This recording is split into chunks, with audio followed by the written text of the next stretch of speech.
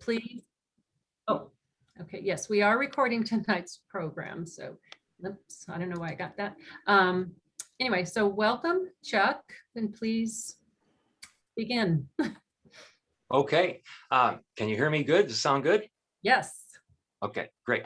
Well, thanks for having me. I'm really excited to be speaking for the Mission Hills Garden Club. I've actually been waiting for this for like a few years. I don't advertise to garden clubs that I do this, but I do talk for a lot of them. And I've been waiting for this one for a long time because I've lived in various places in the country. I'm originally from Chicago. I lived in the Pacific Northwest. I lived in Hawaii for a short time. And I lived here for about 10 years. And I could say, in my opinion, Mission Hills is one of the best gardening neighborhoods in the whole country. I mean, just walking around, it's one of the best. And so thank you for having me. I'm really happy we can be here and use technology to get around our current situation. So yeah, thanks for the introduction, Martha. And like she said, yeah, I've worked with plants my whole life. I actually started gardening for money over 40 years ago, mowing lawns. But anyway, that's a long time ago. And so usually these days, my main function is going to people's homes and helping with their plants in various capacities, whether it be fruit trees, their container garden, patio gardening, vegetable gardening, orchids. I don't do lawns anymore though. So, but I do a lot of writing too. This is my new book, How Orchids Rebloom. It's actually from 2019.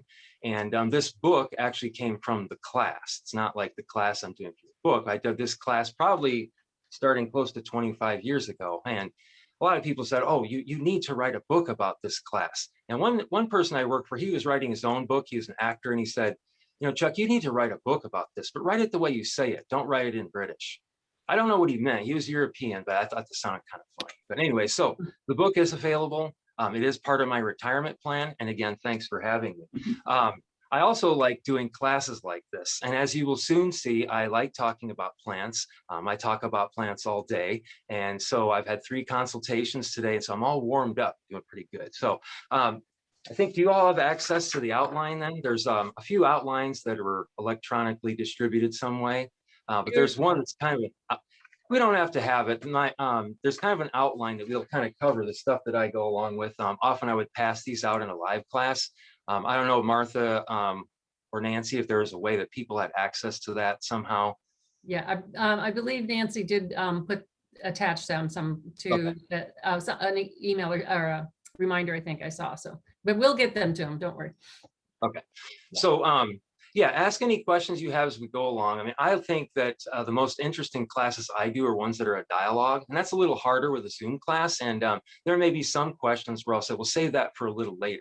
I will try to do this class a little more streamlined because there's all kinds of things we could talk about, but I want to get to some real essential things. And like I said, I've done this class for probably 25 years, and I have literally answered probably thousands of questions on orchids. And there's some real key things that everybody wants to know.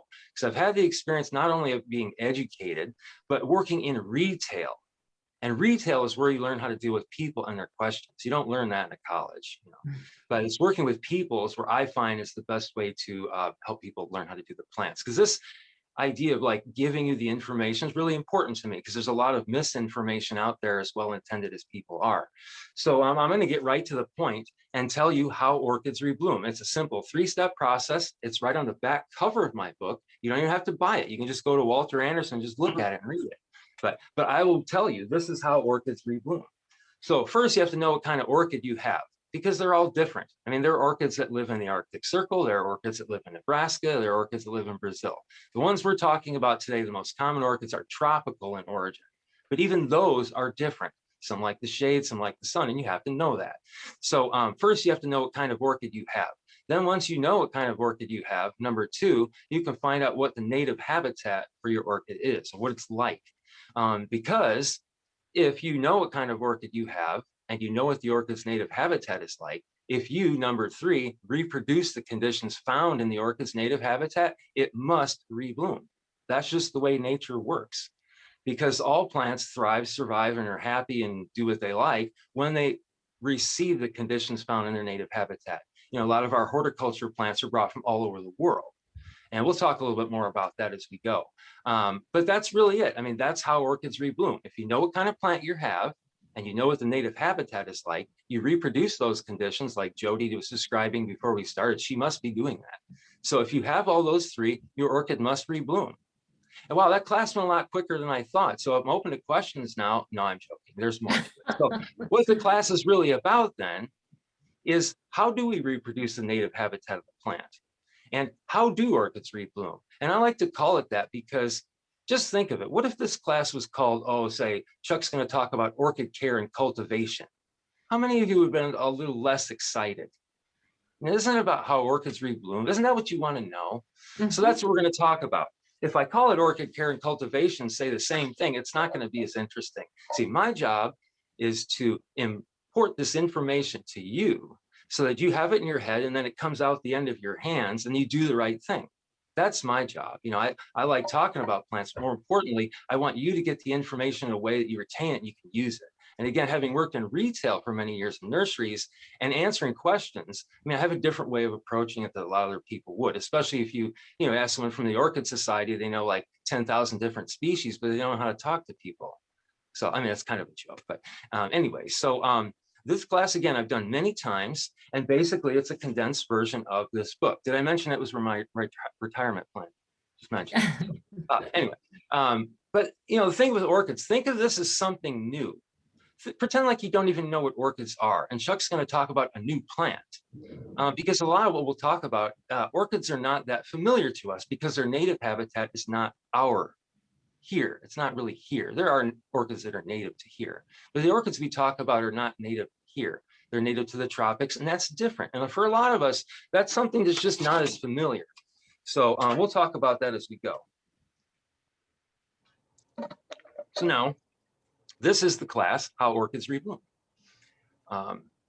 Okay, there was a message, I just caught that. Okay. Oh, yeah. So in any gardening class I do, whether it's container gardens or vegetable garden or orchids or whatever, the first thing I'll always say is know your plant. You have to know the plant because they're all different. I mean, think of all these, you walk into a nursery, instantly you have 50 different species right in front of you. And I like to contrast this with your family doctor. How many species do they deal with? One. So anyway, you're much better than your family doctor. You know many species. Anyway, so you have to really know your plant. And there's lots of ways to know your plant. And the best way is to get local information. Say, for instance, let's say you have a local like neighborhood garden club and they have monthly meetings and there's a guest speaker. So congratulations, you're all on your path. This is the best way is to get local sources of information. And what you really want to be careful of is what's on the internet. Because as well-intended as people are, there's no peer review. People make mistakes. And the other thing is where people are located. Many times I go to somebody's home and they'll say, well, I saw on the internet, if I do this, and I'll say, where was the person from? Like, oh, I don't know. I mean, think about it. If somebody's in, Halifax, Nova Scotia, telling you how they got their orchids to rebloom and they're on the internet, you're looking at that, typing it in. Do you think that's going to be maybe not so relevant for here? And it's probably not going to work as well. So be careful what you read on the internet. Now, when I was telling you about we have to learn about our orchid's native habitat to get it to rebloom, that would be good to look on the internet. That's like nuts and bolts information that you can find about your orchid. What you want to be careful of is when people are telling you what they did. And this is true for any kind of gardening. Say, well, I did this and this worked for me. Well, that could be your next door neighbor and your microclimate at your house may be a lot different from theirs, and your orchid didn't rebloom in this window, theirs did and yours didn't. But there's a lot of aspects to a microclimate. But the point is, be careful what you read on the internet. People have good intentions, but it may not be locally relevant and there could be mistakes. So, local classes, local publications, go into a nursery, ask questions. That's the best way. So in getting to know your plant, there's two notions that I like to impress upon people that you usually don't read about. And that is the growth habit of the plant. What does it do? And then the native habitat of the plant, where is it found? Like out there in nature. So with the growth habit, there's lots we could say about this, and I'll try not to tell all of my gardening jokes, but one of them is that I like to tell this story about a client that I had when I lived in the Pacific Northwest. And I met with her in, I think, May or maybe June. And she said, oh, in February, we bought this little plant for my daughter for her birthday, and her birthday's in June. And we bought it in February, but it died. I was like, oh, that's a bummer. What plant was it? She said, well, I don't really remember. She said, what did it look like? She said, well, it was like this yellow flower on a post and it kind of had a cup. I said, she remember the name? She said, I think it started with a D. Now, how many of you are smiling and know what I'm going to say next? So I go, was it a daffodil? She goes, oh, that's it. Yeah. So what was the problem there? Lack of knowledge. She could have done everything perfectly right to take care of her daffodil. And there's no way it's going to be blooming in June for her daughter's birthday. No way. And that's a lack of knowledge about the growth habit of the plant. And so that's what you want to know with any plant. You know, when do the leaves fall off? There are some orchids that the leaves fall off within like a year or two. There's some orchids where the leaves should last for 5 or 10 years, depends on the plant.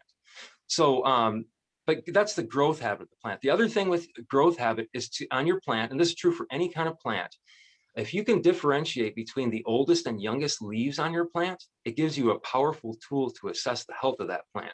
So on any plant, it's common for the oldest leaf to turn yellow and fall off. You know, whether it's a palm tree or an orchid, it's going to happen. And it's not a problem. It may not be a problem at all. But if you see the youngest leaves on your plant, any plant, look damaged, discolored, disfigured in any way, something is wrong. And so that ability to distinguish between the youngest and oldest leaves on a plant, especially orchids, gives you a powerful tool to assess the health of the plant. So that's kind of the growth habit. What does the plant do in 1 year? Make sure you have like a mental picture. It's going to grow flowers in the spring, then it grows some leaves, and then it kind of rests for the winter and so on. Just make sure you understand that for any plant. And if you know that that's what it's going to do, that's your goal.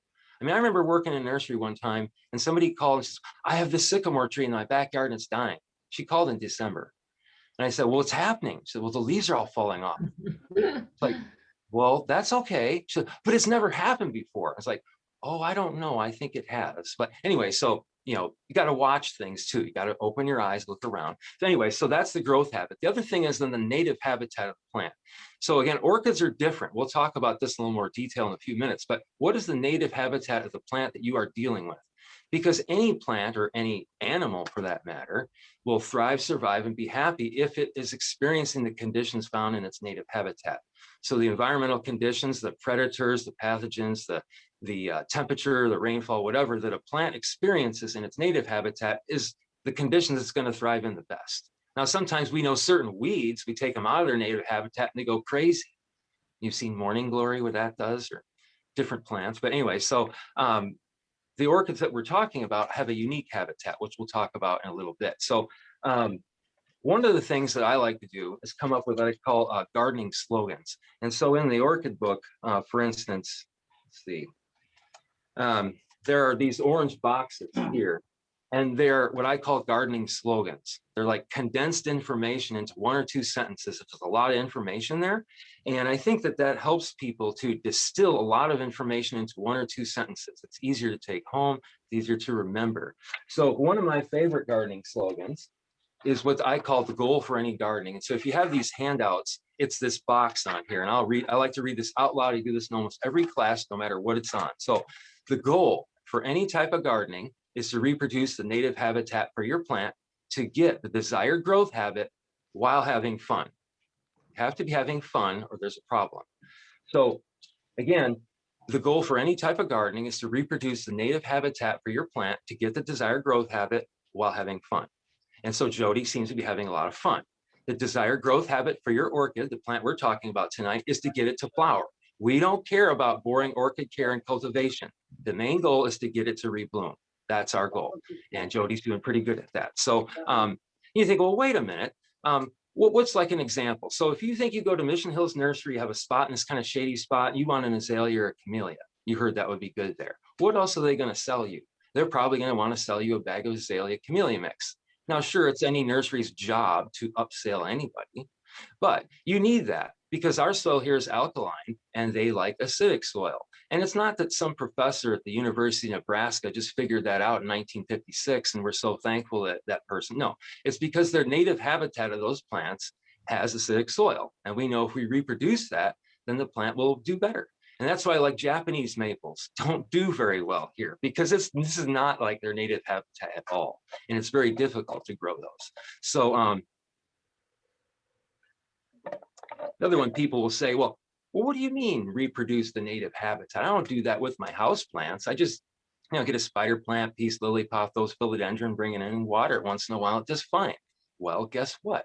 Our homes, all of us, our homes are pretty much kind of set up the same. We have kind of this ceiling thing and sunlight coming in through the side on the windows. If you think about inside of your home, where would you find that in nature? Like if you were to describe the parameters found in your living room, where would you find that in nature? Of course, we could have a dialogue if there's a class. You would find that in the understory of a tropical forest.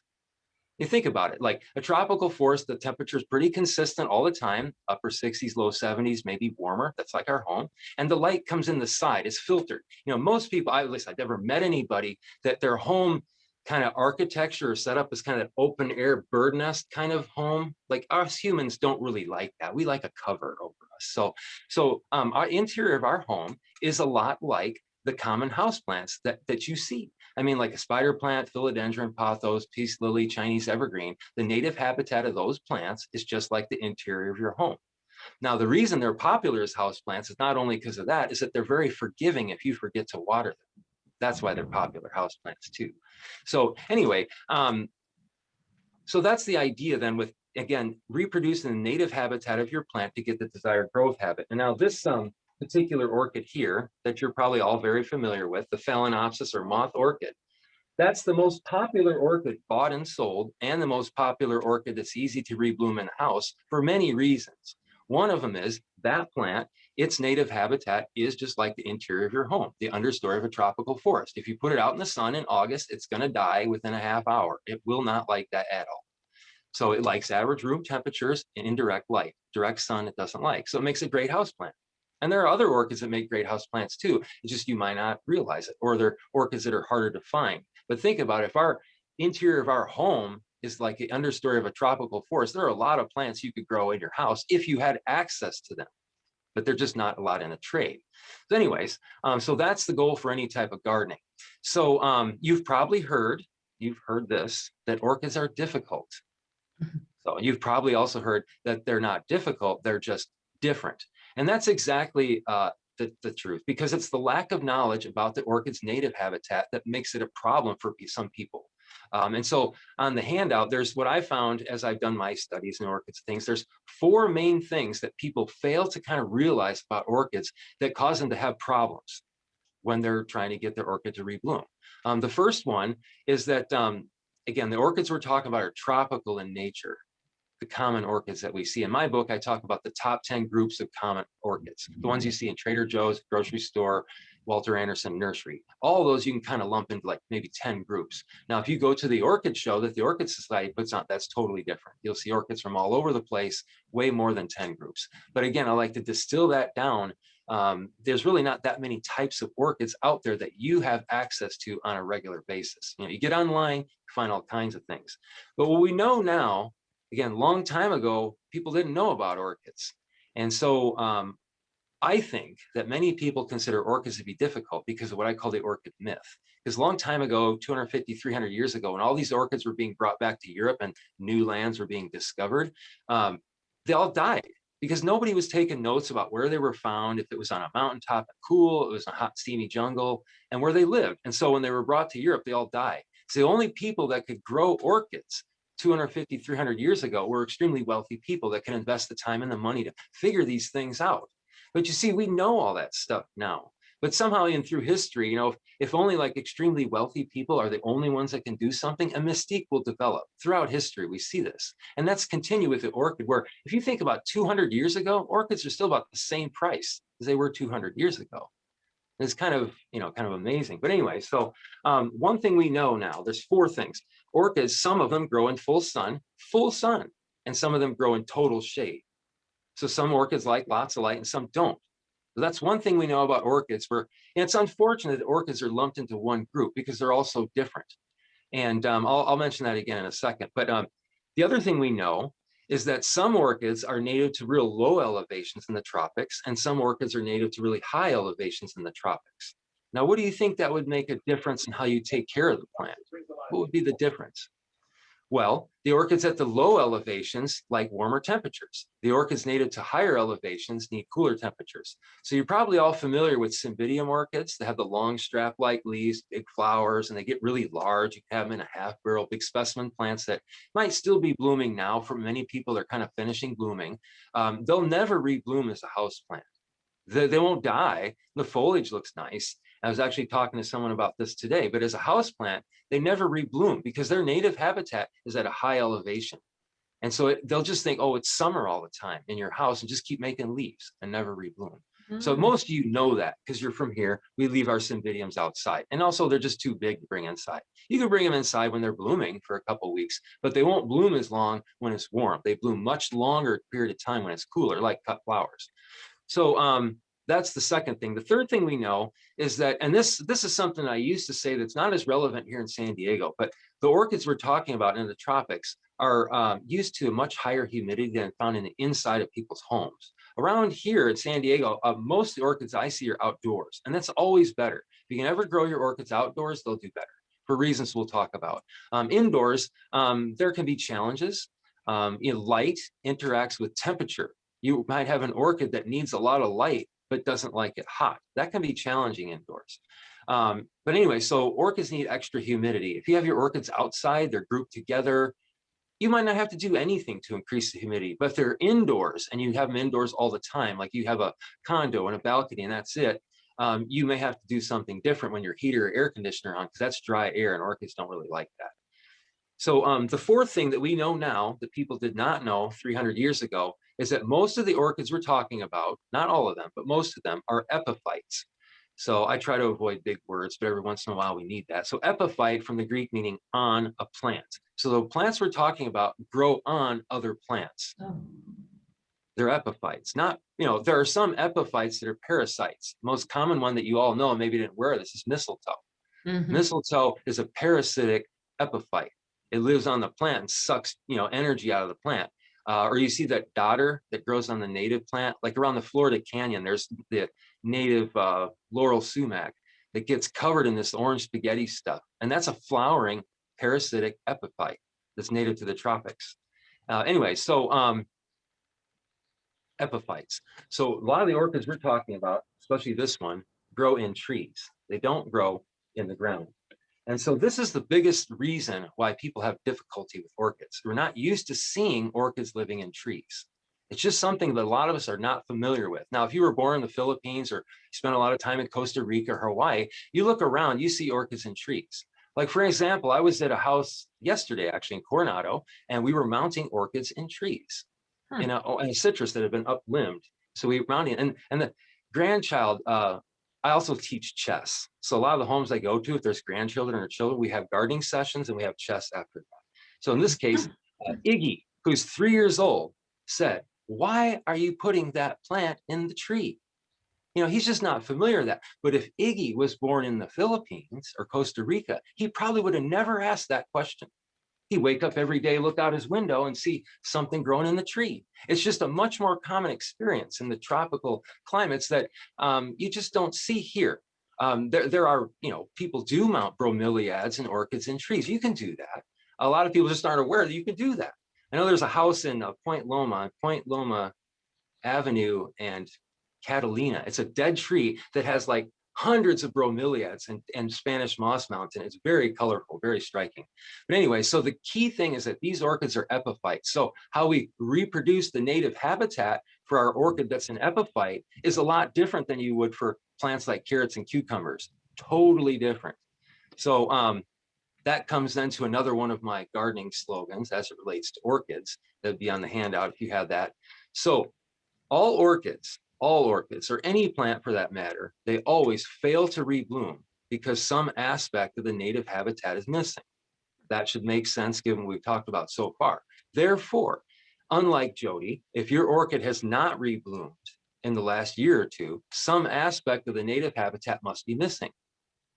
So when I was going to start writing this book, I was going to call it "Why Orchids Fail to Rebloom."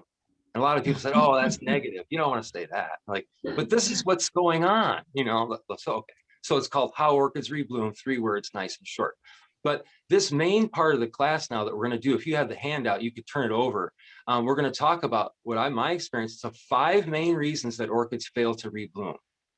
And how are we doing on time? Excellent. Okay. Oh, yeah. So here's a secret. What I'm going to say now could also be called orchid care and cultivation. But I don't want to put you to sleep, but luckily this is a Zoom class. You could bring a pillow if you want to take a little nap or something. But anyways, our goal here is to explain why orchids fail to rebloom. That's the goal. Why do orchids fail to rebloom? So that's the 5 things we'll talk about now. On the back side of the handout, there's kind of an outline of kind of the general things we'll talk about. So for many orchids, first of all, we'll talk about light. For many orchids, not this one, the most common reason that orchids fail to rebloom is lack of light. Like the Cattleya, the big corsage orchids, or like those dancing lady oncidiums with the little sprays, the little yellow flowers, will not rebloom on your coffee table in the middle of the room. It's just not enough light. And a lot of people don't know that. And they have these plants and they just don't rebloom. And again, a lot of it is a familiarity thing. You know, it just people aren't familiar with oh, if you just move the plant 3 feet closer to the window, it would have totally rebloomed. And again, it's the familiarity. And maybe like as an example, let's say, okay, say in January, a lot of nurseries sell fruit trees. How many of you were considering getting an apple tree as a house plant for this year? Oh, wouldn't that be fun, honey? How many of you thought of doing that? No, and I'll bet nobody ever told you you can't do that. But you have a familiarity that with apple trees, well, it's got to be cold. There's not enough light in your house. That's not going to work. But if you were originally from Guatemala, you might not know that. You know, like little Iggy, he probably said, well, you can't grow an apple tree as a house plant. He already knew that probably, you know, he just looked outside. But anyway, so again, light. There are a lot of orchids that will never rebloom indoors unless the light is higher. There's just not enough light. You say, well, it feels bright. Well, your eye is a lot different than the leaf of a plant. And you can hook up a meter to a plant and measure photosynthesis. I've done it myself. And you can see it goes way down if you bring a plant indoors. I mean, it's very few plants will thrive on low light. There are many that do, you just have to have the right one. So the other thing I mentioned earlier, light and temperature interact. So you think, well, I have an orchid that needs high light, so I'll just put it right in the south-facing window. Well, that window could get really hot. And so some orchids aren't going to like it that hot. And no orchid's going to like it if it's 95 in a hot, sunny window. I mean, that could be, not so good. So, light and temperature interact. And one of the handouts that I have here is more of a reference thing. And this is a chart that's actually in the book. There's 2 sides, and one of them says, the top 10 most popular groups of orchids and what they require. And you notice there's the 3 things. There's light, temperature, and water. And of the top 10 groups, none of them are the same in any of those 3 aspects. You think, well, that sounds really complicated. Well, it's not. Again, it's familiarity. Think about this. Let's say you came from somewhere and you moved to San Diego and you never saw annuals in your life. Never seen them. You never saw petunias, snapdragons, marigolds, alyssum. Never seen that. And let's say all those plants were called annual AC. You know how like formal plant family names end in the suffix AC, Fabaceae, Asteraceae. Let's say there was a family called annual AC, and you just moved here, and you like, well, these impatiens like shade, but they need more water than the begonias. If they get watered too much, they're going to die. And like the lobelia and alyssum will bloom all year, but you might have to replace them once or twice. And snapdragons can't grow here in the summer, but they grow in the winter. That would seem very complicated. But you learned each one of those plants one at a time, and they weren't all lumped together as annual AC. And unfortunately, the orchids are all lumped together. And yeah, okay, they're taxonomically similar. But if you had learned about Phalaenopsis plant, you totally have it figured out. Or if you learned about Cymbidium plant or Cattleya plant, you'd have a totally different perspective rather than lumping them all into one group and being overwhelmed with that. But again, know your plant. When it comes to light, some like high light, some like low light. It's a reflection of their native habitat. Know your plant. It's number 1. So when you go to an orchid show and you ask the guy, let's say you go to one and there's growers from Hawaii and all these different places, and you ask the guy from Hawaii, will this orchid do okay for me? What do you think they're going to say?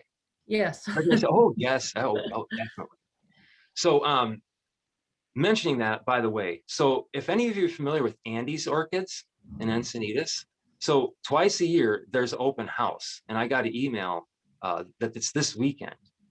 And so you just look up Andes orchids. If you have nothing to do on Saturday, Sunday, we all have something to do. You want to take a little time out and see some really amazing orchids. I think what I understand, this is his parents' house that was converted into orchid. And this guy ships orchids all over. There's hundreds of thousands of orchids on this property. Greenhouses, all kinds of orchids. And the cool thing is when you go in there, they're not going to try to sell you something just because you like it. You're going to have to talk to them. And what they're going to say is, is what is your environment like? If you know, where you want to grow orchids. That's number one. So if you ever go to an orchid show and you say, what about this plant? Oh, that's easy. Go ask somebody else. The first thing you should be wanting to know is what we're talking about now is what is your environment like? So with light, getting back to light, what's best is you have a certain environment, you describe it, and then you find a plant that matches that environment and it will do fine. Now, what's second best, and if I had a live class, I would have all these orchids on the table up front, and you'd be sitting here now for at least 45 minutes to an hour being totally tempted to buy one of them. So second best is you just buy the plant anyways and hope you can find the right place for it. And that's the fun thing about gardening. And I say, the funnest thing about gardening is going to the nursery and spending money. I mean, come on, that's the funnest thing about gardening. That's what I see anyways. But so anyway, light. Does anybody want to talk about artificial light? No, I hope not. I mean, the main thing with artificial light, and usually this stops the discussion right away, as I say, do you really want an artificial light in your home? Because like if it doesn't go, it goes. And grow lights just don't go with any kind of decor. I mean, I find. And anything, again, to match the lighting requirement or any requirement of your plant, if you can have the plant outside, that's best.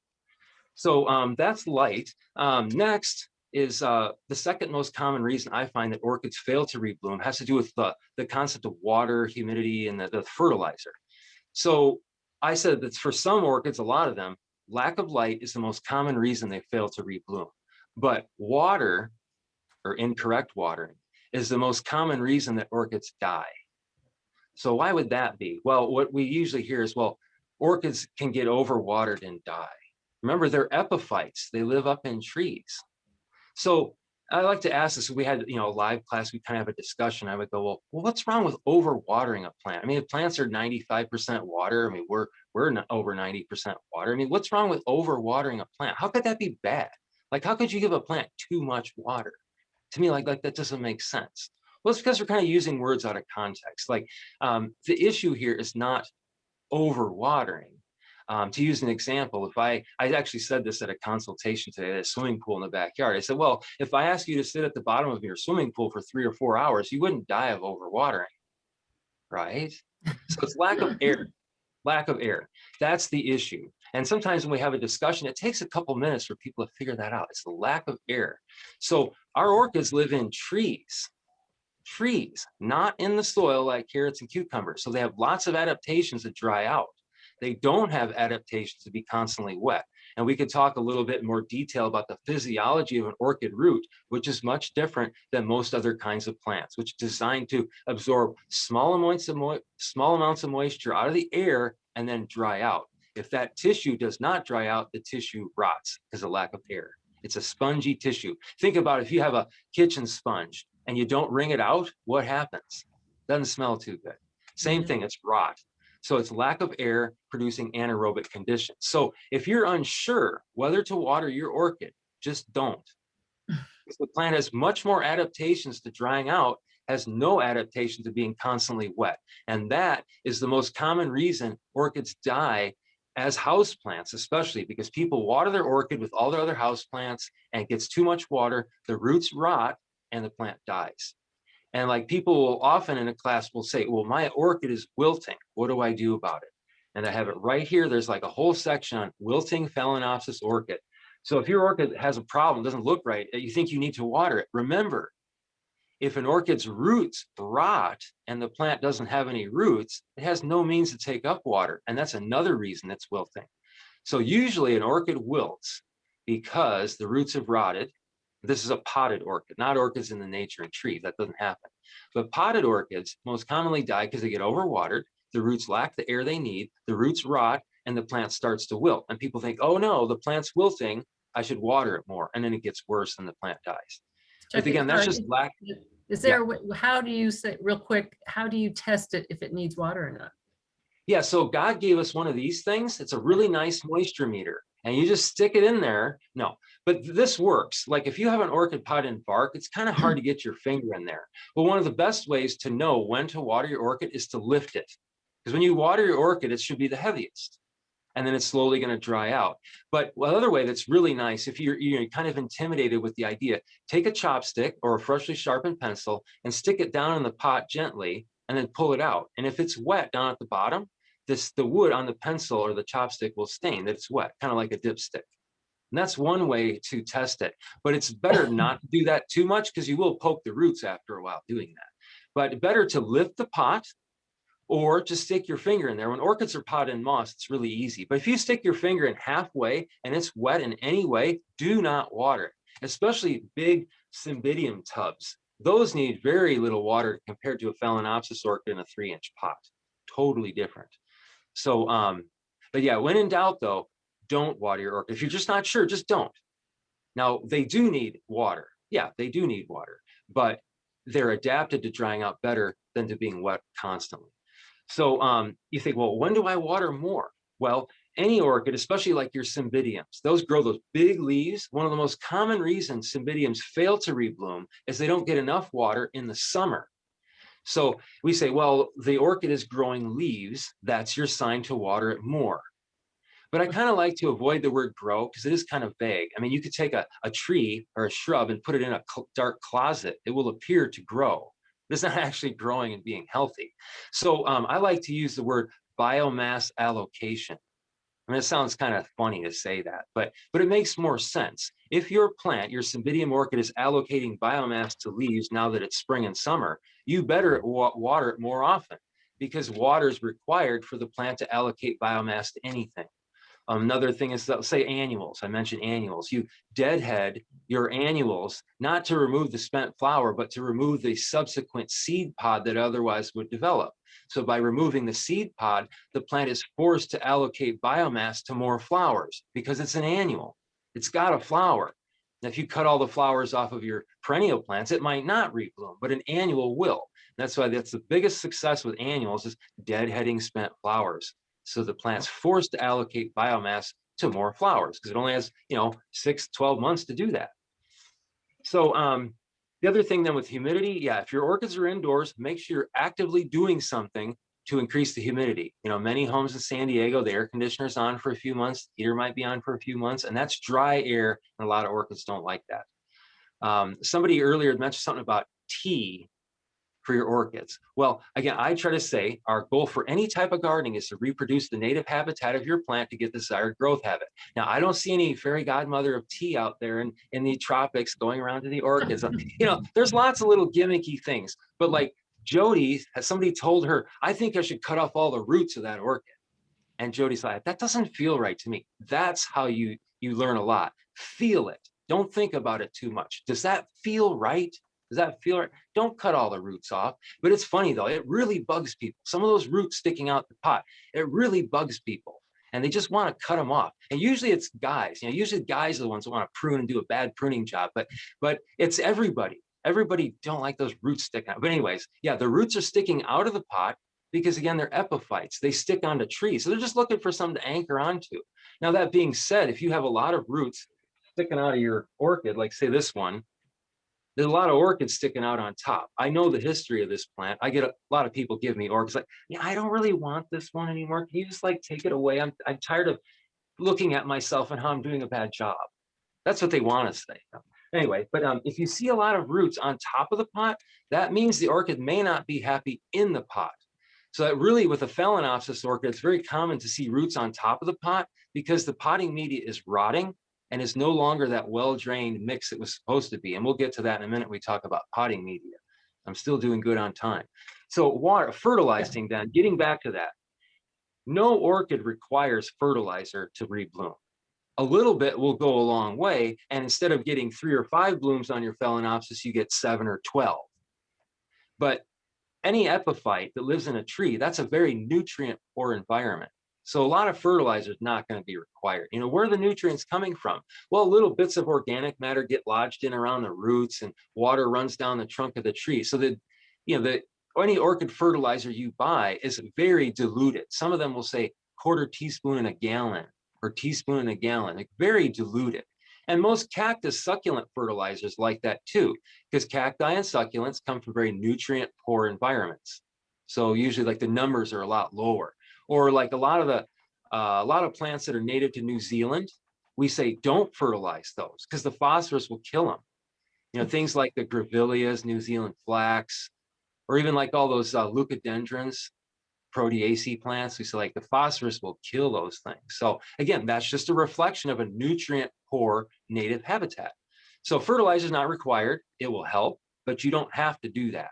If you have to use a fertilizer, I like to suggest one that just has an instruction that's very diluted. So you'll see those Grow More fertilizers at many nurseries. I'm sure Mission Hills and Walter Andersen has them. They're different colors. There's like the blue one, the pink one, the yellow one. You've probably seen that.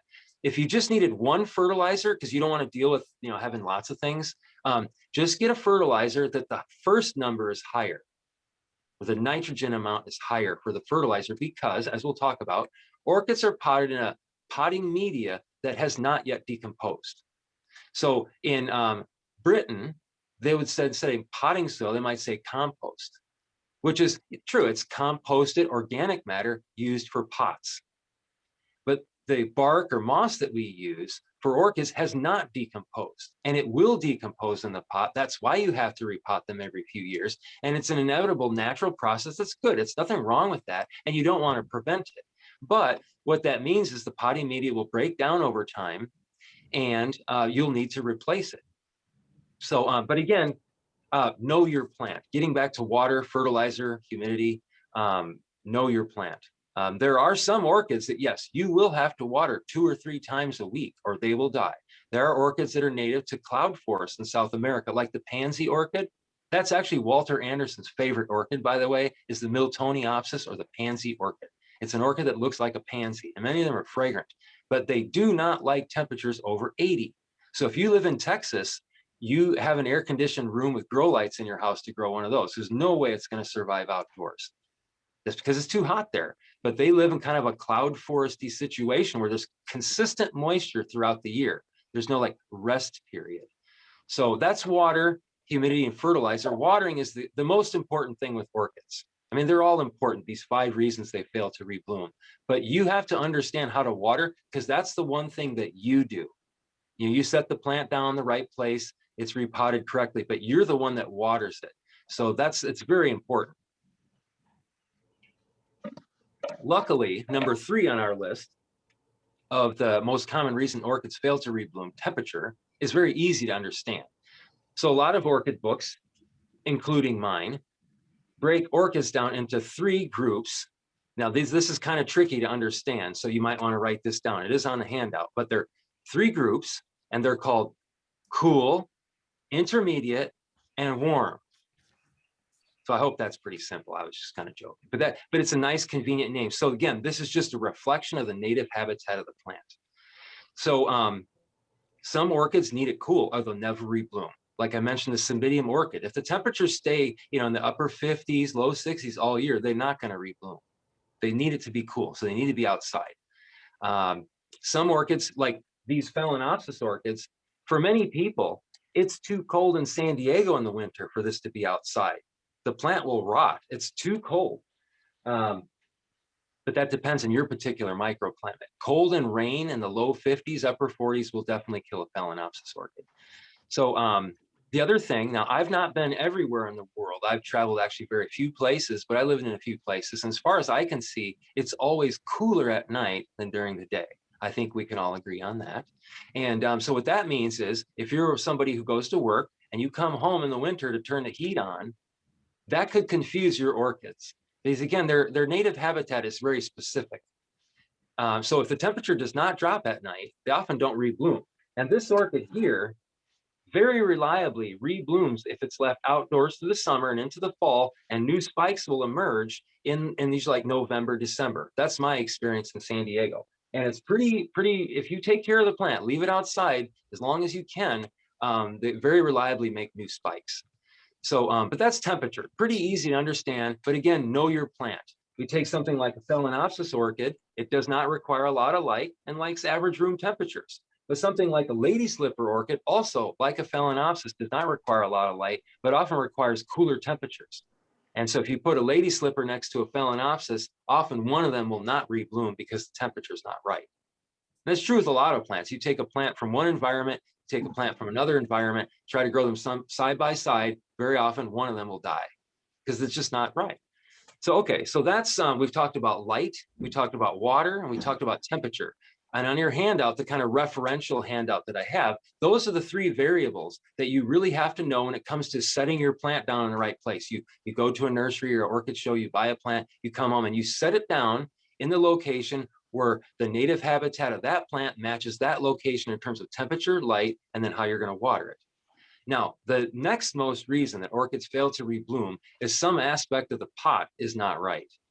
And this is very often will happen, like you get a plant from a friend, it's not rebloomed for them for 3 years, they repotted it and it's on a slow death because they repotted it incorrectly. And there's nothing you're going to do to save it unless you repot it.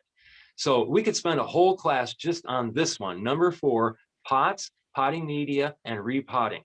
And that's actually like the longest section of the book. It was the most excruciating part for me to write out in words how to repot an orchid. Oh, it drove me nuts. I'm much more visual and talkative, and to put that into words, that was crazy. Anyways, but I think I did a good job. There's lots of pictures. You can just see step by step how to repot an orchid. But first of all, so let's talk about pots. And again, with anything, know your plant, because they're, again, with pots, the potting media, it's all different. So with the pots, people often ask, well, is a terracotta pot okay? Well, it's clay, it breathes, so that must be good for orchid roots, right? Well, yes, that idea of a terracotta pot is good, but because it's clay, if you put a Phalaenopsis orchid in there, all the roots stick to the clay pot. And when you do repot it, which you will, because again, the potting media breaks down, becomes more like soil and less like the well-drained epiphytic potting media it's supposed to be, all those roots break when you take it out of the pot. Now, plastic pots work great. People say, well, plastic pot okay? I say, well, when's the last time you see an orchid for sale and not in a plastic pot since 1960? Oh, yeah, plastic pots work fine. And sure, if you take the exact same orchid and then put it in a same size terracotta pot versus the plastic pot, yeah, the terracotta one you'll water more often, but you'll have more damage to the plant when it comes time to repot it. So I say, yeah, there's nothing wrong with plastic pots. It's easier on you for the repotting process. You water the plant and kind of like bend the pot a little bit and the whole thing just pops right out. It's much less trauma to the plant. So yeah, plastic pots are totally fine. The other aspect, not type of pot, but the size of the pot. That is really important. So getting back to that idea of being an epiphyte living in a tree, the main thing happening there is that the plants need access, the roots need access to air.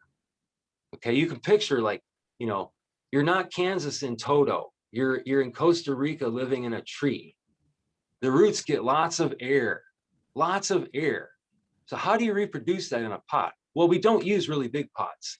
And this is often said with houseplants. If you put a houseplant, well, I'm going to pot it up in a really big pot. That way I don't have to repot it for a while and grow into it. Well, the problem is in a really big pot, for certain plants, you can impede the air reaching the roots. A common plant would be like a tuberous begonia. If you put that in a really big pot with water-saving potting soil, it's going to rot. Tuberous begonias need air for their roots. Or cacti and succulents. You know, the cactus mix that you see, it has pumice and perlite for drainage. It's not the drainage that's important. It's getting air to the roots. So we need the water to drain out so that the water doesn't displace air.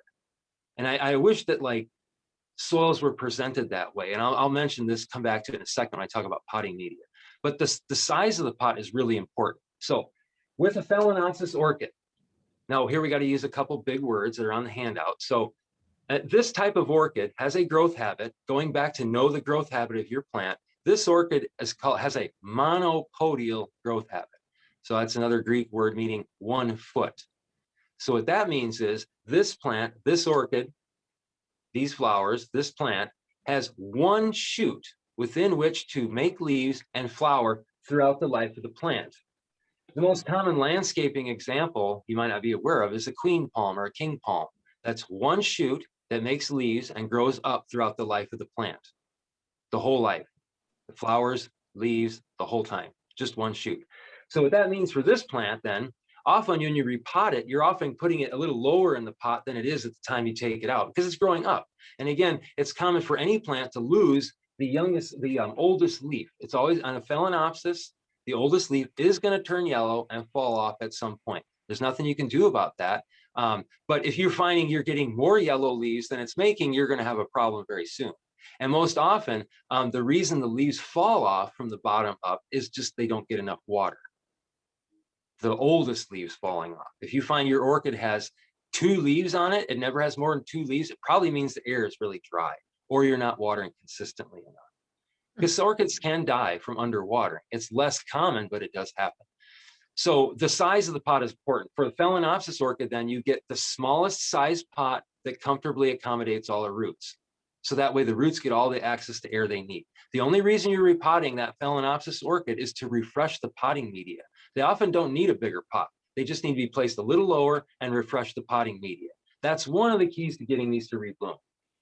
Now, when you buy one or you get one as a gift, you say, well, I don't like the pot as in, can I repot it? Well, it's blooming. If you do repot it properly, the flowers might all fall off. So if, like I said, if it ain't broke, don't fix it. This is blooming right now. If you don't like the pot it's in, maybe put a pot cover on it. Or a lot of times you'll get an orchid in a cachet pot. It's a slip cover, it's ceramic pot with no drain hole, so it's more bottom heavy and it doesn't fall over. And it looks more substantial than just like a cheesy plastic pot. But it's just a plastic pot in the cachet pot. So, but that's pot. So the other type of orchid, which I hadn't really mentioned, the Phalaenopsis is the most common orchid because it reblooms easily as a house plant. Anybody has a room in their home, any kind of home, unless you live in your car, that to rebloom a Phalaenopsis orchid. Oh, good, somebody laughed there. So anyways, the other type of growth habit that you're more familiar with perennial plants is called a sympodial growth habit. And if you have bearded irises, Shasta daisies, most perennials spread with having a rhizome that creates a new shoot upon which the plant grows leaves and then flowers. Sometimes plants have shoots they'll reflower on, but sympodial plants, which we're familiar with, create new shoots upon which to flower and rebloom. That's why your Cymbidium orchid will someday outgrow its pot. And that's why you can have a Cymbidium orchid in a half barrel. You will never have a Phalaenopsis in a half barrel. That would look quite silly. But for your Cymbidium, it just keeps getting bigger. This is an Oncidium orchid. This is one that I have divided, and so it's a little beat up. But what you can see with this plant is it's actually growing that way. These are the oldest parts of the plant, and this is the new shoot over here. So when you repot sympodial orchids, like the corsage orchids, your Cymbidium orchid or an Oncidium, you will have to give it a bigger pot. And so you give it a pot that accommodates about 3 years of growth, because you're going to have to repot it in 3 years anyways, because the potting media is going to start to break down. So that's one of the functions I do. I have 2 clients right now that have about 35 to 40 Cymbidium orchids that need to be repotted. And so that's one of the things I go repot orchid collection. So that's going to take a while, because you repot those big Cymbidiums, I could do maybe 2 or 3 an hour. It takes a while to do it properly, but you do it and you are rewarded with 50 flower spikes on one plant.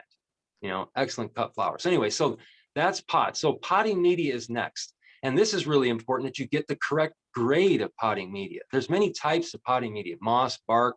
If you go to Hawaii, it's always potted in black pumice or black lava rock. But the grade is what's important, because again, it's to mimic what happens in the orchid native habitat. I mentioned some orchids live in a rainforest. So to mimic that native habitat, living in a tree in a cloudy rainforest, we use small bits of bark or fine bark. For those orchids that live like kind of up in the tops of trees that need lots of air for their roots, we use coarse bark. And if you use the wrong kind, the plant will usually die. And some extreme examples that will definitely happen. And but the grade of the potting media is very important. So make sure you understand that. Like when you go to the nursery, I can't tell you how many times I've gone to somebody's home. They said, well, I got some orchid mix for it. I said, well, for what kind of orchid? For this kind of orchid. Well, what kind of mix was it? What was it? Well, those don't go together. So on one of the handouts you have, you got the top 10 most popular groups of orchids and what they require. The backside of it says repotting the top 10 most popular groups of orchids, because they're all different in terms of the requirements they prefer. So here's like, you commonly see the E.B. Stone products in Mission Hills or Walter Andersen Nursery, and it says orchid bark. So you just grab a bag of orchid bark. Whoops, look at this little word right here, medium. Make sure you see this word, because if you get the wrong kind, it doesn't work.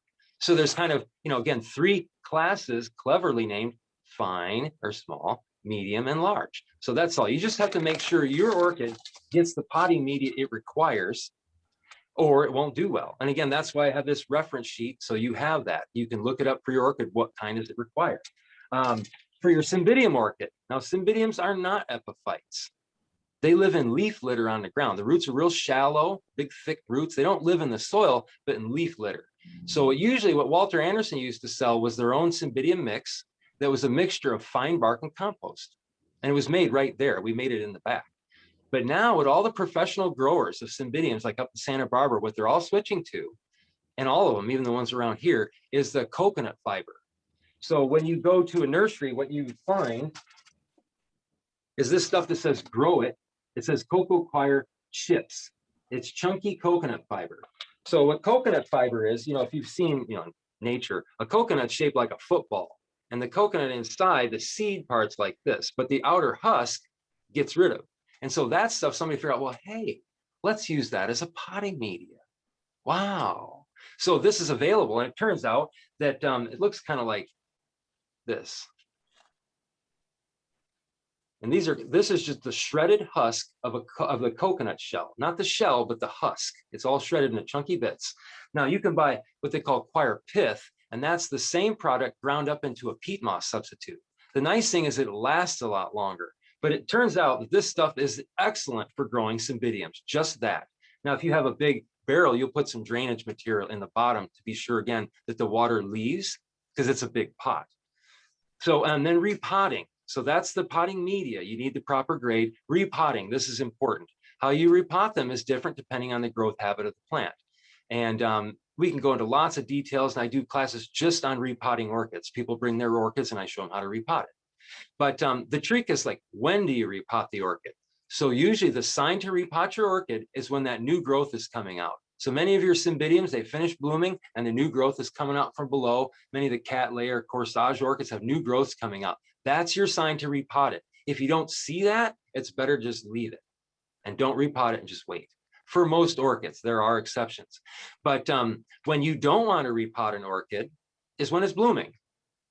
Don't do it then, because you might disturb the flowers. Now, somebody had mentioned earlier, I'll come back to this in a second. So that being said, if you have an emergency, like your dog's tail knocks the orchid off the table, it falls on the floor, falls out of the pot, and it's blooming, yes, you should repot that. It's an emergency, yes, you repot that. So, but that's a pretty simple thing. And again, we could have a whole class just on repotting. Know your plant, know what you're doing. Make sure you're using the right potting media and the right size of pot. So the fifth most common reason that orchids fail to rebloom is that you inherited a problem to begin with. And so it's just what I call the plant's origin. What happened to the plant before you received it? And this is most common when you get somebody that's like the next door neighbor, a friend at the end of the cul-de-sac that's tired of trying orchids, and they got 5 or 6 and putting in a box, and they know you're in the Mission Hills Garden Club, and they come by and give them to you. It's like, please take these away. It's killing me that I'm killing them. So that you get a plant that has such a problem. Now, orchids are long-lived plants. And, wouldn't it be nice if orchids could be like those little impatiens? You do a pot of impatiens and little annuals. You go away on vacation for 6 or 8 weeks and you come back, nobody watered it, but there's still a few flowers on there. Now, how is it? Why couldn't orchids be like that? Well, that's called wanting to have your cake and eat it. So orchids are very long-lived plants. They all outlive us. Impatiens don't have a lot of time on the clock. So they're like, well, we better flower reproduce now. And orchids like, oh, it's a little too hot this year. I have a headache. I'm not. No problem. Let's wait till next year. And that's the truth. If something's a little bit off, orchids like, oh, just wait till next year. It's no problem. I mean, because any plant that makes flowers, it's like raising kids. It's the most expensive thing the plant could do. So if the plant's a little again, orchids environment, it's not difficult. It's just different. We're not used to seeing plants growing in trees. And so growing in trees, that's a different habitat. And again, they're very long-lived plants. It's very specific. If you water, like for instance, dendrobium orchids, if you water them too much, they never rebloom. Like for instance, one of my favorite orchid books, besides this one, is this one. There's the Botanica series of books on various things. There's one on roses. It's excellent. But what's cool about this book is it actually describes the native habitat of plants. So like, check this out. So here's the Dendrobium nobile. These are real popular in Hawaii and Japan. This is one of the most popular cultivated orchids. It grows in Himalayas from India to southern China as an epiphyte in deciduous forests. Okay, stop. So it grows as an epiphyte in deciduous forests. What's a deciduous forest in the tropics mean? It's not raining. So if you water your orchid that's native to a deciduous forest at that time of year, it probably won't rebloom. And there's all this description like the plant grows 2 feet, flowers, blah, blah, blah, fragrant, this and this. And then the very last sentence in that paragraph is, it should be kept dry during winter and spring until new growth emerges. And all the trees leaf back out because the rains start again. So this book is pretty, I mean, I can't go into this kind of detail, all these species in my book, but this book is excellent because again, it describes the native habitat of the plant. And then again, the native habitat tells you how to take care of it. So earlier, someone had a question about, I had these spike came out and all the flower buds fell off before they opened. So in my book, I think it's page 215, there is a chart. Oh, here, yeah. The causes of bud blast. So I know you probably couldn't see that. I was just showing you, and that, yeah, it is page 215. But anyway, so when the flower buds fall off before they open, that's called bud blast. And basically all kinds of things cause that to happen. The most common overall reason is that some aspect of the environment changed and the plant's not happy anymore. Usually it happens like with cymbidiums, that will happen when it goes into winter and people keep watering the plant at the same rate that they were in the summer. That'll make the flower buds fall off. Or if you had, oh, let's say you went out of town for 2 weeks and you had the neighbor girl water your plant or somebody else, you know, that could make all the flower buds because people are so worried about your orchid. So they go over and water it every single day and all the flower buds fall off. And that's a common excuse again. I don't know if people are just making it up. Oh, I went out of town and so. Maybe people can't admit it that they did it themselves. I don't know. But anyways, the plant's origin is the most common, one of the 5th most common reason that orchids don't rebloom. And again, you could do everything right. If you got a plant that's stressed out, it's not going to rebloom for a couple of years, especially if all the roots rotted off. But again, you know, I was not allowed to use the word stress when I was in graduate school, because if I tell you a plant is water stressed, what have I told you? Nothing. I just told you, well, it doesn't like something. But you know, I try not to use the word stress. What am I trying to say? Well, if a plant's native habitat is not being provided for it, something bad's going to happen. So again, know your plant. And you know, if you have a problem, especially with this orchid, the Phalaenopsis orchid, one of the best tools you have, if something doesn't look right, take it out of the pot and inspect the roots. If the roots look okay, it's probably going to be all right. If you have a Phalaenopsis orchid like this and all the leaves fall off, you have a problem. But this is one of my clients' orchids, and she showed me this, and I was like, oh yeah, that doesn't look too good. But I decided to inspect the roots anyway. Why are you laughing so much, Jody? So in here, these roots are green. They're green. That means they're alive. How many of you seen the movie called Adaptation with Nicolas Cage and Meryl Streep? It's actually a movie that's based on the book called The Orchid Thief by Susan Orlean. So the book is about, or the movie is about what's called the ghost orchid, or it's called, used to be called Polyrhodicium lindenii. It's been renamed, but that orchid has no leaves, no stems. It's just roots. If you ever buy like the asparagus crowns, there are orchids that look just like that. There are no leaves. Anyways, that's not this though, is my point. But because I saw that the roots were green, I thought I'm going to give this a chance. And look down in here. I don't know if you can see that. There actually is a shoot. That little green thing. Yes, there is. Now that is very rare. Usually when you see this, it's instantly, don't look at it anymore, throw it away, but or compost it. But there is a shoot coming out of there. That's rare, 1 in 1,000. But okay, so I decided I'm going to keep that one. And when she comes back from Russia, she's in for a surprise. So anyway, just in closing, I know we're running out of time. I'd like to answer some questions. That's how orchids rebloom. It's a quite simple process. Again, you have to know what kind of plant you have because they're all different. Then you find out what the native habitat is like. And if you're not sure, just ask Jody, because she's figured it all out. Then you just reproduce the native habitat of your plant, and it was guaranteed to rebloom. That's why you don't have apple trees as house plants. That's why plumerias bloom really well here with that no care. And that is how orchids rebloom. So let's open it up for questions. Well, there was a comment that went by already, and she said she has a orchid that is 3 years old, has rebloomed, but she's afraid to repot it. But I think I hope she, and I don't have the name, but I hope she got enough information about your steps to repotting and that it'll, you know, she'll be able to do that successfully. Yeah. I'm not sure how to submit a question because I'm not good with Zoom. So I don't know if I'm being heard.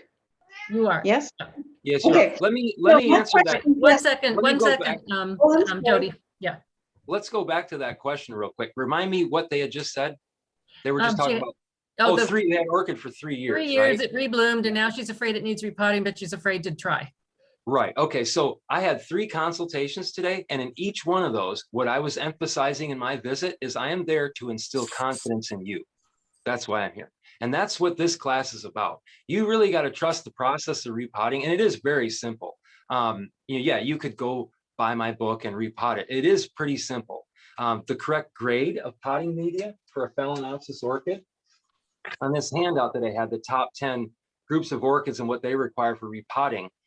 There's a whole list of the top 10, and the potting media for Phalaenopsis, it says medium grade. So that's just medium chunks. It's not more than an inch. If you have a really small Phalaenopsis in a little tiny pot, like one of those from Trader Joe's that costs less than $10, yeah, use small bark, because it's such a small plant that it's lots of roots are getting in that tiny pot. Use small bark, real fine bark. But for most Phalaenopsis in a 4, 6, 8-inch pot, use medium grade bark. And don't use like real columnar deep pots, because the roots, it's just not necessary. And also it impedes air getting to the roots. And before you. Jody asks her questions, I wanted you to know the woman who owns the bromelia tree in Point Loma thanked you. She's here listening. So Yeah, that's awesome. Yeah, so one of the houses where I work at, where we're going to be repotting about 35 cymbidiums starting next week, is just around the corner from that house. And I see that tree all the time. So anyways, thank you for joining. And her name is also Jody. So she thanked you for mentioning her tree. Okay, well, great. Thank you. Thanks for coming. And Jody, so Jody Kavanaugh, you had a question. I do have a quick question. So I'm so proud of, obviously, my my orchids that have rebloomed this year, because they've never come on like this. But for the ones that were originally very small and grown in moss, then I think you answered it on your last,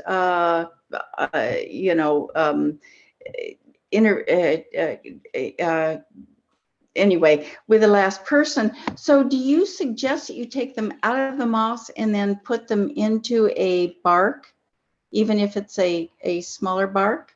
Should they not be kept in moss? I mean, some of these are like 2.5 to 3 inches.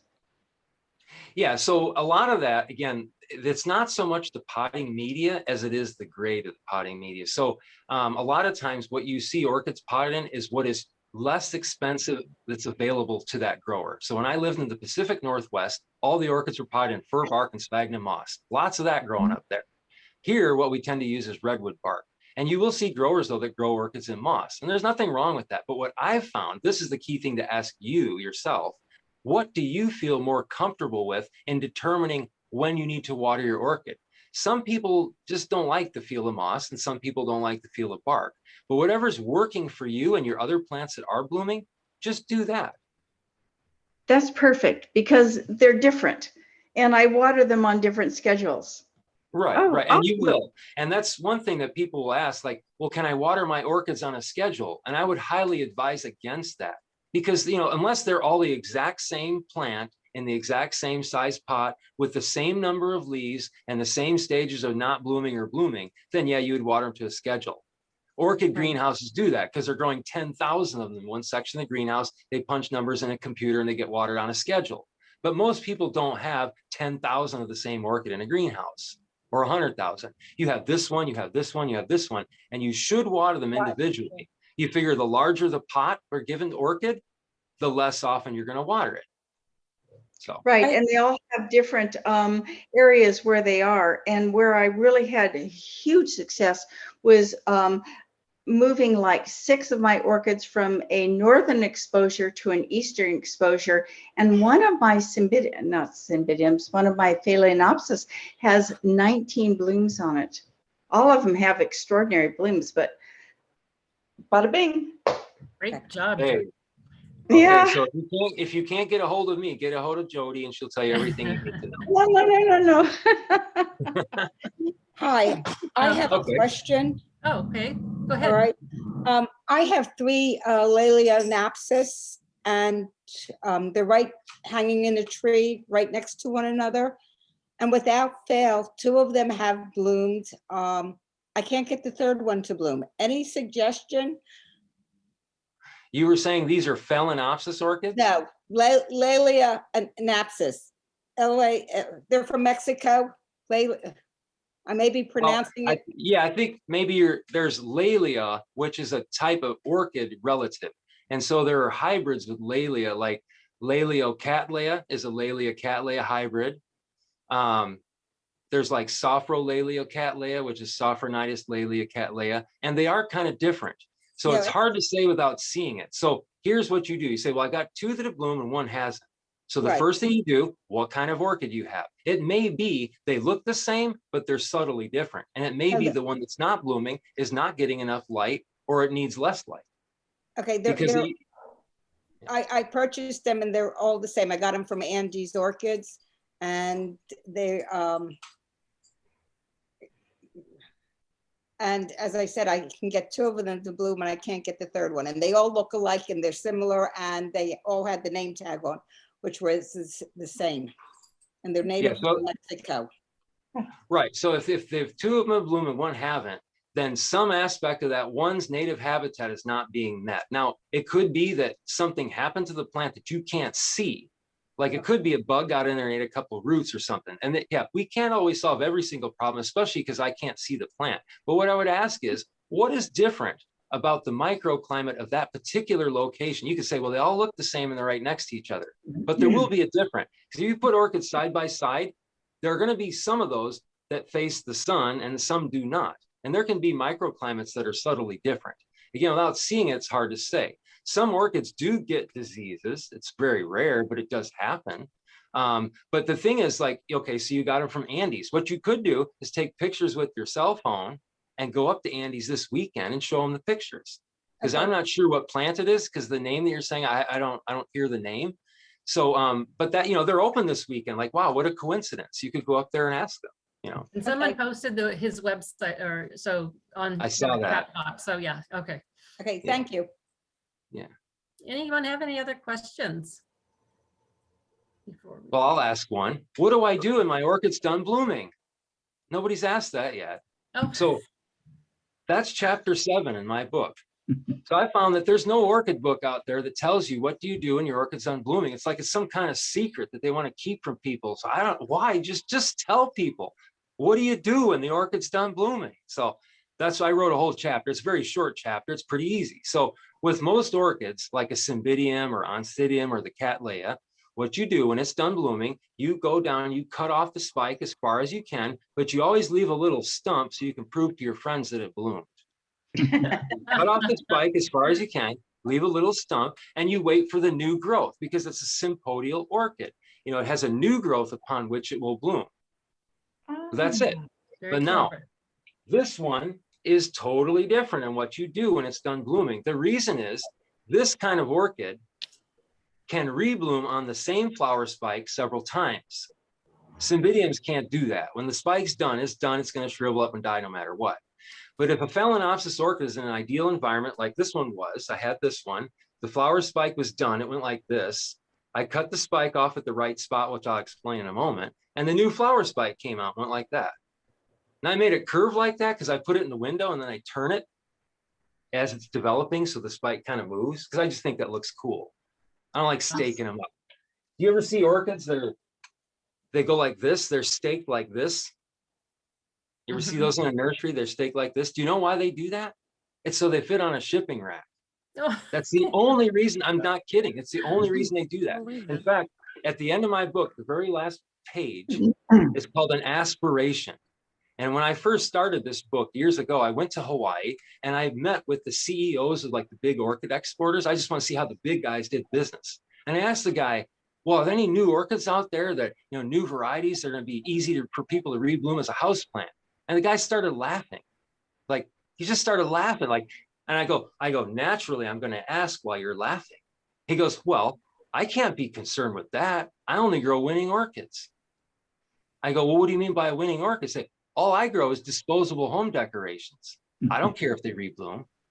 He goes, let me tell you what a winning orchid is to me. It goes from the flask to flower in 18 months, or I can't afford to take care of it.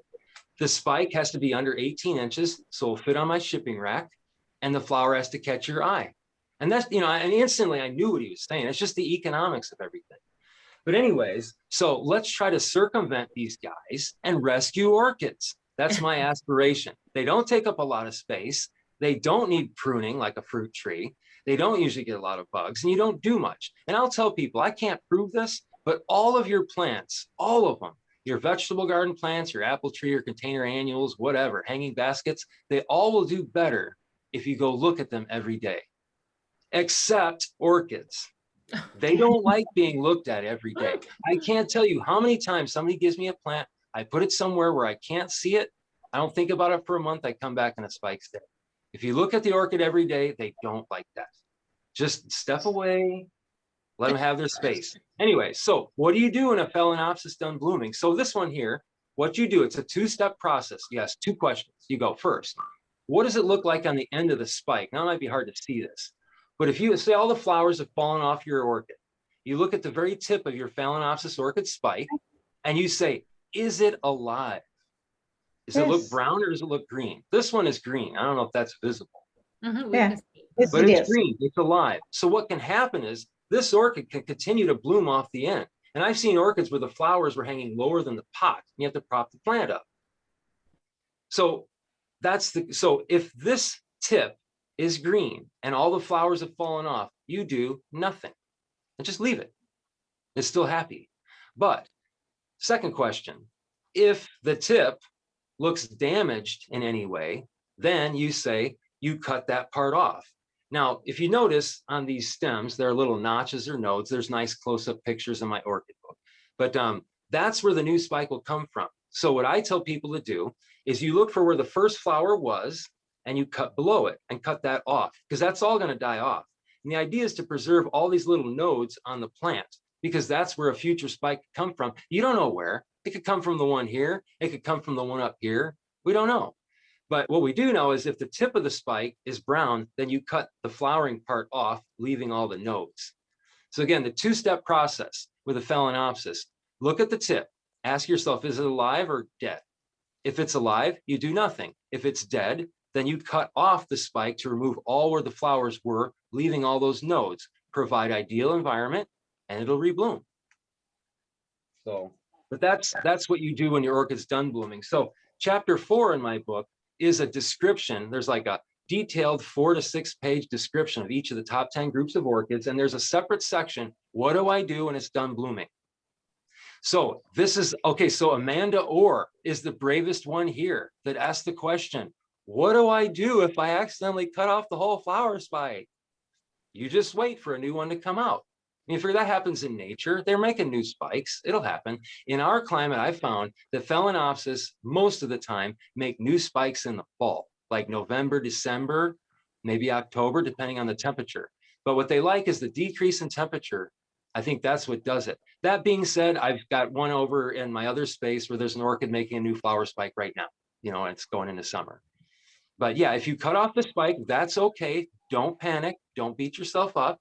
You're learning something new tonight, and you just wait for the new one. So. Any other questions? I I have a have, question. Go ahead. There's one. Yes, so it says, do dendrobiums need to be left alone after blooming? That's a very good question. So many types of orchids require what they call a rest. Not all of them, like the pansy orchid I told you about, that's native to the cloud forest. No resting there. It's rain and growth all year long, all the time. So those kind of orchids can rebloom 2 or 3 times in 1 year. But dendrobium, most of them are different. And so it may not be necessarily when they're done blooming, but it's almost universally true for all the dendrobium types of orchids. You water less during the winter. The other key thing is some dendrobiums, like the Dendrobium nobile that I described, loses its leaves. They all fall off. Now, if you water that when the leaves fall off, you're guaranteed that's not going to rebloom. So sometimes what you have to do, not this past winter, but if you have a dendrobium orchid outside, put it under the eave or on a patio so it doesn't get rained on. Because sometimes rain will prevent a dendrobium from reblooming if its blooming cycle is when it's not raining. You know, most orchids are blooming when it's not raining because, you know, they have all these little insect pollinators that have these weird flowers and their special associations. And well, that was a book that Charles Darwin wrote in the 1800s, the various contrivances by which orchids are pollinated by insects. And it's usually when it's not raining. But I would say this to answer the question specifically, it's probably not universally true to not water the orchid after blooming because some of them are going to make leaves after they're done blooming. But the idea is that if you don't see leaves and you don't see flowers, definitely be giving the plant a rest for a dendrobium orchid. Okay, Chuck, this is the picture that in question, the dendrobium that I was asking about. So all the flowers have gone dead, it's gone. And the leaf seems to be growing and it's in a pot bigger than the clump itself. So do I let it grow to as big as the pot will hold? Okay, there was a question that flashed up on the screen and I happened to try to read that because I thought it was what you were saying, but it wasn't. And so can you say your question again? My question? Yeah. My initials are MLL. So if you can see me, the picture that I'm posting is the dendrobium that I was asking about. Oh, okay. So yeah, I see that now. So that's a dendrobium kingianum. And so Uh-huh. you're asking, what do you do when it's done blooming? Yeah, you answer that. But my Yeah. question is, I do have leaves growing and it's in the middle of a big pot. So do I keep watering it since the weather's been kind of warm and let it grow, or just leave it alone like you said? Well, yeah, and again, it has nothing to do with what's happening with the weather. The thing is, what you want to look at is, again, for the new growth. Like I had mentioned earlier, if you can distinguish between the youngest and oldest leaves on the plant, it gives you a powerful tool to assess the health of the plant and what to do with it. So Okay. look at your plant, see if you see any new shoots coming up from below or it's growing new leaves. That's your do. sign to water it more. Yeah, so definitely water it. Now, if the new shoots are really small, that's your cue. Go ahead and repot it right now. And if it's in you said it was in like a really big pot? It's a big round pot, and the clump itself has a lot of room to grow. Yeah, okay, then when is the last time you repotted it? Oh, a few months ago.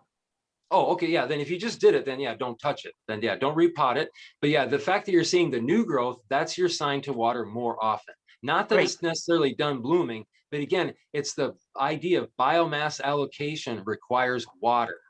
Thank So, you. yeah. Thank you. All right. And you see, there is one question there, Chuck. I think you were. Yeah, and let me see if I can find that one here. Why does new plant with air roots grow off the old flower spike, and what do I do about it? Right. So probably what they're describing is a lot of these phalaenopsis and even the dendrobium orchid that was just shown there can make little baby plants on the nodes with roots coming off. And we're most familiar with this if you have a spider plant that makes the spikes and there's a little plantlet on there. It's the same idea. Now the question is, well, there's roots growing out of that. Well, if you use like a sterilized clipper, you can cut that off and pot it up, and you have a genetically identical plant to the one that you had in the pot. So what I tell people to do is wait until you have 2 or 3 roots that are like a couple inches long or inch or 2 long, then cut it off and repot it. Now, the question to ask is, why is it there? Why is it doing that? So a lot of times, not always, but a lot of times a phalaenopsis orchid is doing that because it does not like life down here in the pot. So let's make a plant up here on the flower spike where maybe life's a little better. And often that will happen because the potting media is breaking down and maybe it's really old or maybe it hasn't been repotted in 3 to 5 years and the plant's roots are not getting enough air in the pot. So like, well, let's make a plant up here and try to live up here where there's a lot more air. So if you have what they call the Hawaiian word that we use in orchid culture is called keiki, K-E-I-K-I. And so what you're describing is a keiki growing on a flower spike, probably of a phalaenopsis. So you can cut that off and repot it. But the more important question to ask is, why is it there? Look at the roots. Ask yourself when you repotted it last. And or if it's a plant somebody just gave you, you might want to take it out of the pot and look and see how healthy the roots are. Yeah. Very good. Okay, any other questions? I had one. Oh, yeah, go ahead, Jerry. Chuck, I have a question. I've rescued some orchids from like Trader Joe type things. And Where to go? some of those, well, from various places. And I bought some of those ceramic orchid pots that have the holes in them. Yeah, yeah. Now, should I just plant them in the medium inside that, or should I put them in a plastic pot and put it inside that? Right, good question. So yeah, if we have more time, I would have mentioned orchid pots. It might even be on the handout. So orchid pots are pots that have little holes in them. And why do they do that? Again, it's just to mimic the native habitat. The orchids grow in trees. So it's just providing more access for the roots to get air. That's it. And those pots are excellent. And so the ones I like are the ones that are glazed on the outside and the inside, because the roots are not likely to stick to it. But you'll find, like Walter Andersen usually has terracotta pots that have holes in them or slits. And yeah, if you do that, the orchid will like it. But if it's time to repot it, all those roots are going to break. So yeah, if you have to use the orchid pots that are glazed on the inside, they work really well. The Yeah, I only think that's thing what is, I've got. yeah, the only thing is there are certain orchids that don't like that. Like for instance, lady slipper orchids are not epiphytes. They are like cymbidiums. They grow in leaf litter on the ground. So I probably wouldn't use an orchid pot for one of those, and definitely not a cymbidium. It'll probably just, what would be the symptom? It's going to dry out too fast in the summer when it's growing leaves. Thanks for So, telling me that, because I have a lady slipper. Yeah, maybe don't put, maybe if you like those orchid pots, put it in its plastic pot or whatever and just set it inside the orchid pot. Yeah. Okay, Yeah, thank that's you a good very question. much. Yeah. Chuck, Quick question. Yes. quick question on that dendrobium again. I had to move it from an orchid pot to the big flat pot that I have it in now. It wasn't not liking the orchid pot at all. Are dendrobiums different that way? I was trying to find you on here, but could you ask the question again? Mary, MLL, the initials. On that dendrobium that I have in my picture, Yeah. I had to move it from the orchid pot, like, you know, the ones that you were talking about. Right. And because it wasn't growing in the orchid pot. When I moved it to a big flat round pot, it grew and flowered. So is it special for dendrobiums that way? No, actually, you can grow almost any orchid without any kind of pot at all. So Oh, the idea is that if you're trying to reproduce the native habitat of the plant, we all have like different garden styles. And it may be that that orchid pot is just not your style for the plant. Because like you figure, okay, what you described you put the dendrobium into now is a much different environment than a small orchid pot with holes in it. right. It sounds like very different. Yeah. So with that, that plant would be fine in an orchid pot if it was treated differently. And it just says that the way you're doing it now matches more your gardening style. I wouldn't say that the pot was wrong, assuming it was potted properly, but it's more of a reflection of what works for you. And you were lucky to listen to yourself and you learn from that experience. And that's Okay. one of the big keys to success with any plant. Thank you. Question. Yes. It is my intention to mount some Phalaenopsis on a large piece of driftwood. I have a tendency when I remount things on stuff like that, I put a big clump of sphagnum moss around the roots of the plant. Should I be doing that or should I just mount it naked? Yeah, again, if it's Phalaenopsis, yeah, use some moss.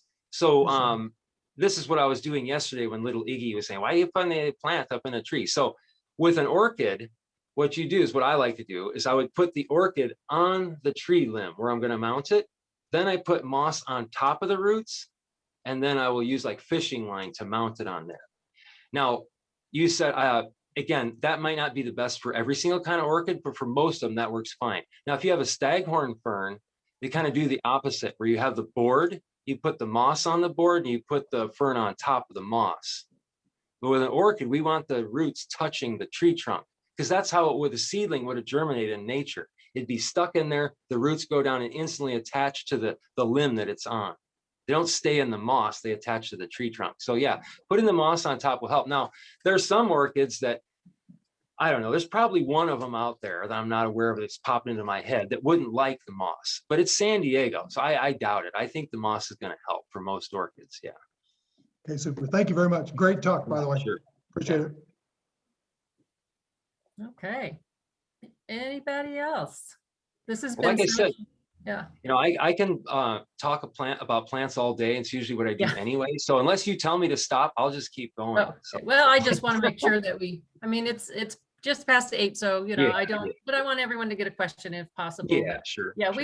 we really need to have a class of repotting orchids with you is what we Yeah. really need. That Yeah, would I mean, be we've a done lot of that. fun.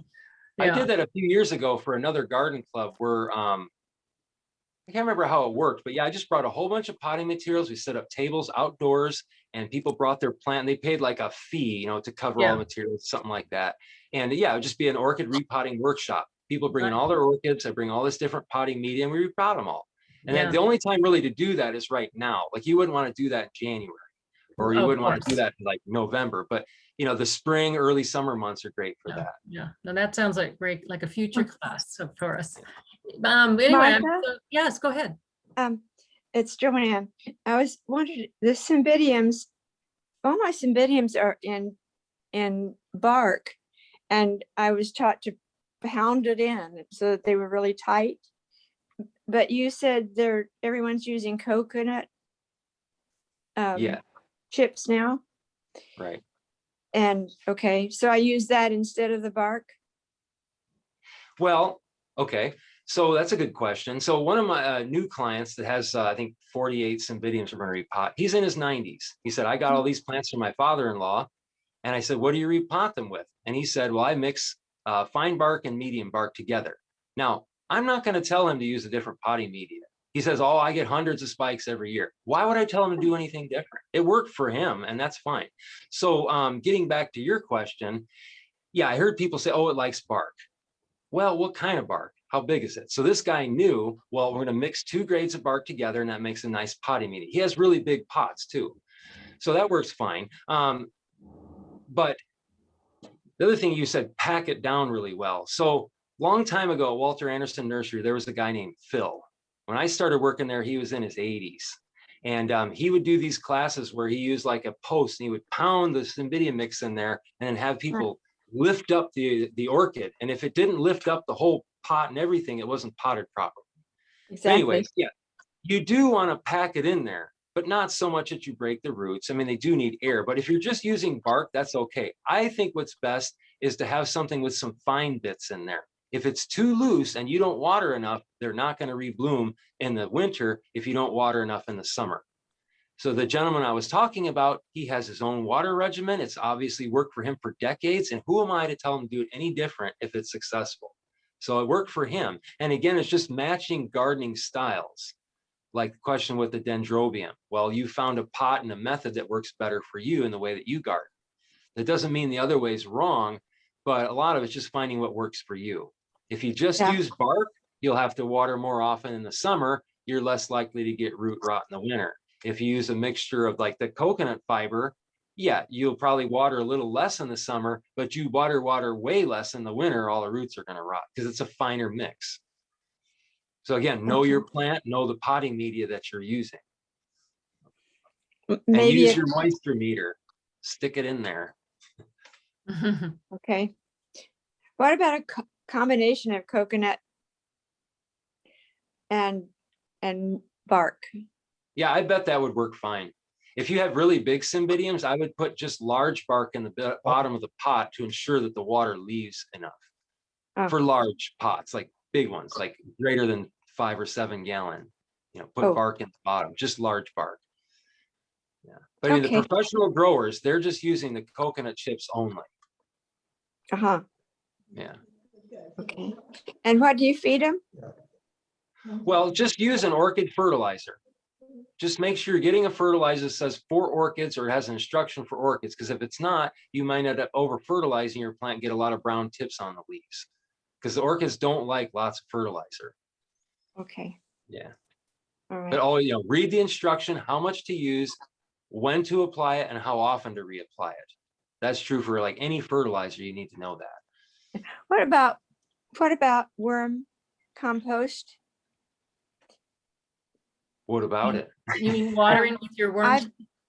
Yeah, because I've heard that you can use that on any plant, that everything loves it. Yeah, well, there's people say lots of things, and I'm sure there's some plants out there that wouldn't like it. But there's a lot of people that swear by it. I knew a nursery that was very organic and where I lived in the Pacific Northwest, and they basically used compost tea for everything. And they said that was fine. But what I found, as soon as the plants left their greenhouse, they didn't do so well because they depended on it. And I'm not saying that would happen to you, but like, again, there's a lot of different gardening styles and you find what works best for you. Some people would never want to do that. And other people like, wow, that makes really good sense to me. And the thing is, if you believe it's going to work more likely than if you don't believe it's going to. So, part of my job is to instill confidence, but make sure you're informed too. And people ask me if I have an opinion on something, so I have lots of opinions, but I'm wondering if you want to know if I have an informed opinion. And that's what you want to make for yourself, just get informed. Yeah. Okay. Thank Okay. you. Well, I think we should probably wrap up. We could go on forever, I'm sure. Oh, we But- could. Yeah, but I want to thank you so much. It was a wonderful talk and lots of great information. The book looks great. Yeah, thanks. And so I thank you for being, it's our last one for the year, and it was a great one to end with. And I hope that we can get in touch again and do some kind of class with you. So, Absolutely. Yeah, That was thanks. great. yeah. Thank that's- you. And thank just to you so very mention much. that you can get the book on my website if you want to get it. It's less expensive through my website, and the Oh. orders come to me and you'll get a signed copy. Now, Oh, well, okay. good to know.